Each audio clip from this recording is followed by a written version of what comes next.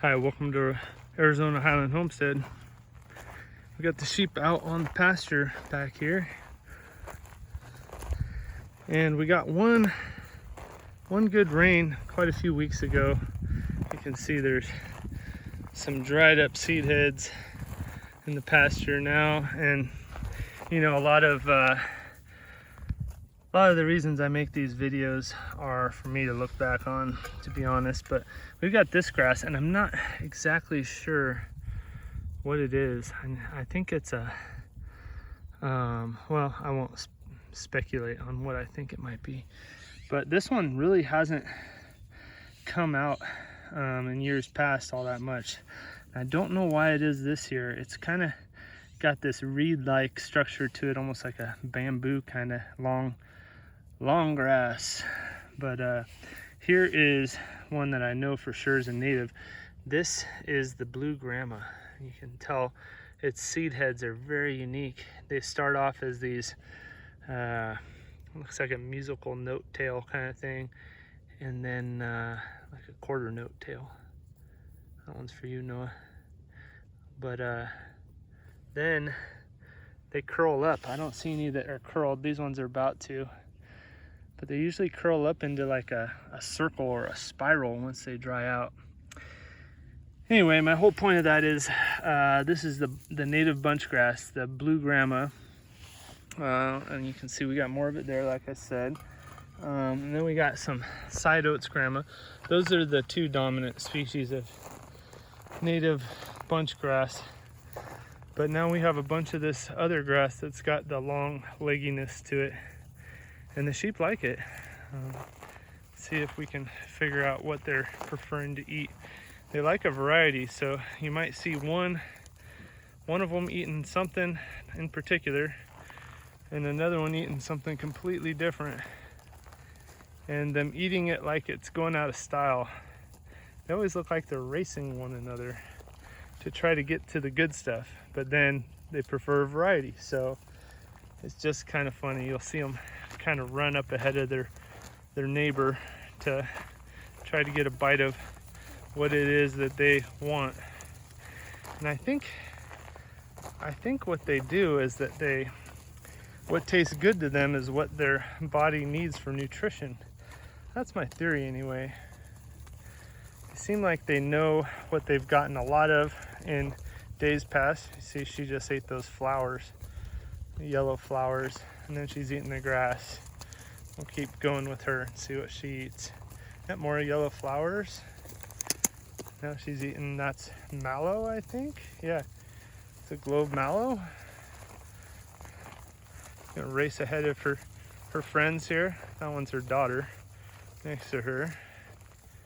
She had a nice looking lamb this year.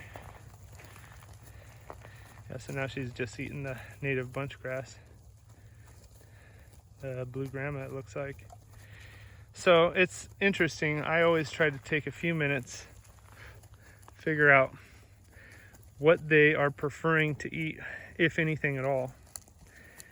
And yeah, it looks like they've got plenty out here to eat. I don't know if they'll eat this kind of shrubby looking weed. Kind of interested to see if that one's still here at the end of the day. You can see it's got buds on the ends, so it's going to seed, or is it at least starting to flower.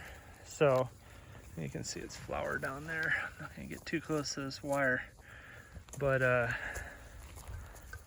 yeah, it's interesting. They're all eating a variety of stuff. So these are the moms, what you would call like a heifer for a cow. Girls that are kind of the first year, haven't been moms yet, and will be bred soon. And then we've got the first year lambs. As you can tell, they're all the smaller ones, although they're catching up pretty quick here. And if you haven't heard me talk about our breed of sheep yet, these are all primarily Dorper. This one's a purebred Dorper, so you can see black head, white body. Typically their tails are docked. She has black around her rear, which is preferred for the Dorper breed standard. And you can see she got a little black spot on her rear left foot. That is not desired, but it's acceptable. That guy's got some bigger black spots, and actually this is his mom. So black spots get passed on the feet, it seems. His dad has a very small black spot on his feet. But you can see most of them have black heads, white bodies. That one's got a white spot on the top of his head. Not as desirable, but still within the breed standard. That one right there is half milk sheep, half Dorper, the black and white spotted one. They're all headed over to the north here for some reason. They don't want to lose out on something. But super nice that we got that rain. Basically the grass just came up enough to go to seed. That's what it seems like. But grateful that it did. They obviously are